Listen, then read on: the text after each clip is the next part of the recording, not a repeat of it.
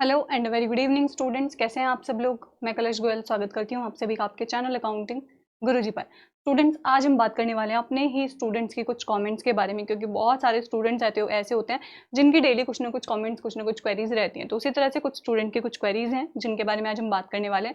लेकिन इससे पहले आप एक बार देख लीजिए, अगर आपने चैनल को सब्सक्राइब नहीं किया है तो जल्दी से कर दीजिए, बेल आइकॉन पर प्रेस कीजिए और वीडियो अच्छी लगे तो एंड में लाइक ज़रूर कर दीजिएगा। तो चलिए बात करते हैं कि स्टूडेंट की क्वेरीज हैं क्या एक्चुअल में। देखिए, सबसे पहले अगर हम बात करें तो एक स्टूडेंट हैं, उनकी क्वेरी ये है कि मैम अगर 36 पेजेस की कॉपी में हम 20 पेजेस फिल करके आते हैं तो क्या हम पास हो सकते हैं। अंजलि, इनकी कमेंट है ये। इन्होंने बोला है कि 36 पेज की कॉपी होती है ऑलमोस्ट, और 36 पेजेस में से अगर हम अपने एग्जाम में 20 पेजेस फिल करके आ जाएंगे तो क्या हम पास हो जाएंगे। देखिए, यहाँ पर नॉर्मली अगर बात है 20 पेजेस की तो डिपेंड करता है कि आपने क्वेश्चंस कितने किए हैं।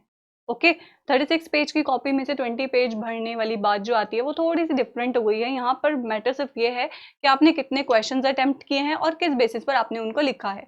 अगर आपने क्वेश्चन सही से अटेम्प्ट किए हैं, आप सपोज कीजिए आपके क्वेश्चन पेपर में 10 क्वेश्चन हैं और आपने अप्रोक्स 5 भी उसमें अटेम्प्ट कर दिए तो आप इजीली पास हो सकते हैं, उसमें कोई प्रॉब्लम वाली बात नहीं है।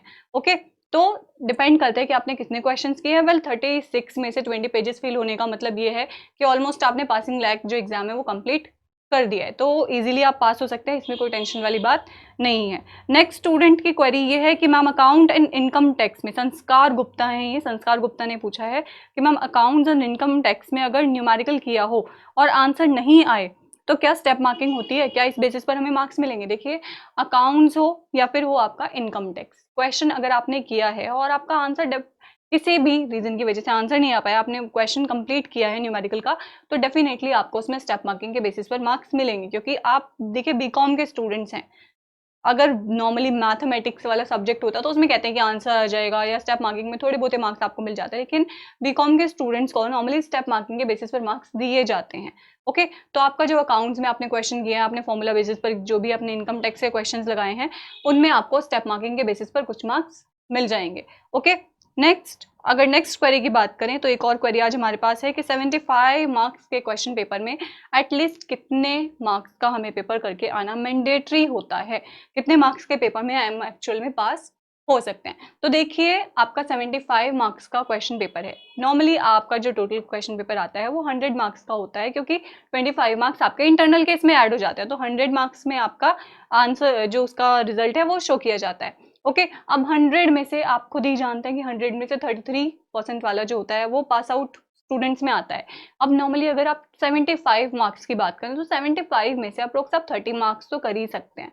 ओके, देखिए 30 मार्क्स का आप क्वेश्चन पेपर करके आ सकते हैं। 75 में से 30 मार्क्स का पेपर कर पाना कोई बहुत बड़ी बात नहीं है, आप इजीली कर सकते हैं। वेल, अगर आप 75 में से अपना क्वेश्चन पेपर जो है उसमें अगर आप 25 मार्क्स का भी करके आ रहे हैं तो डेफिनेटली आप इजीली पास हो जाएंगे, उसमें कोई प्रॉब्लम वाली बात नहीं होगी, क्योंकि 25 में से एटलीस्ट आपको 20 तो मिलेंगे ही इंटरनल्स के, और 20 में अगर आपके 25 और ऐड कर दिए जाएं तो अप्रॉक्स 45 मार्क्स का आपको क्वेश्चन पेपर जो है वो कंप्लीट हो जाता है। तो एटलीस्ट आपको 25 मार्क्स का 75 में से करना मैंडेटरी है, लेकिन कोशिश ये कीजिएगा कि अच्छे से अच्छे मार्क्स ला आप सके। नॉर्मली मैंने आपको जैसे कि अभी बोला कि 30 मार्क्स लाना कोई बड़ी बात नहीं है, इजीली आप 30 मार्क्स का क्वेश्चन पेपर जो है वो करके आ सकते हैं, और उसमें कोई प्रॉब्लम वाली भी ऐसी बात नहीं है कि अगर आप लॉन्ग क्वेश्चन कर रहे हैं, सपोज कीजिए आपके लॉन्ग क्वेश्चन 15 मार्क्स के, तो अगर आपने 2 लॉन्ग क्वेश्चन भी कर दिए ना, या 3 लॉन्ग क्वेश्चन भी आपने कर दिए, तो अप्रोक्स आपके 30 के करीब मार्क्स जो हैं वो आ जाएंगे, 30 से ज़्यादा ही इनफैक्ट आ जाएंगे। आपके कुछ शॉर्ट भी होते हैं, वेरी शॉर्ट क्वेश्चन भी होते हैं, उनके बेसिस पर भी आपको मार्क्स मिलेंगे, तो डेफिनेटली आप अपने क्वेश्चन पेपर में अच्छे मार्क्स लेकर आ सकते हैं। ओके, वेल, अगर आप 25 लाते हैं तो आप डेफिनेटली उसमें पास हो सकते हैं, उस पर कोई प्रॉब्लम वाली बात नहीं होगी।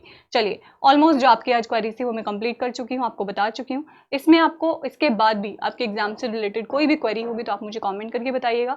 फिर मिलते हैं आपसे इसी तरह की बहुत ही इंटरेस्टिंग सी स्टूडेंट्स की क्वेरीज के साथ, जिसमें आपको उनके आंसर्स दिए जाएंगे। तब तक के लिए शुक्रिया एंड